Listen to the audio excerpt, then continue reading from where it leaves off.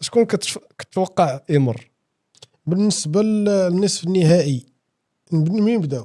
غتبدا الكونفدراليه ورجعوا واخا بالنسبه للماتشات الماتش الاول ديال الربع النهائي ما بين المصري والشباب الوزداد، تنظن شباب الوزداد يقدر يمر من هاد الي روتور، غادي يمر يدوز بالوزداد. غادي يدوز. ماتش عندك الزمالك واخا ما غادي يدوز، واخا ما يديروا حتى حاجه غادي يدوز. مصر غادي يدوز. ماتش ديال فهمتيني واضح خوي راسك. عندنا مانيما واتحاد الجزائر. اتحاد الجزائر غادي يفوزوا على مانيما بماتشات بجوج وغيقدروا يدوزوا للنصف النهائي. عندنا اولمبيك اسير الوداد.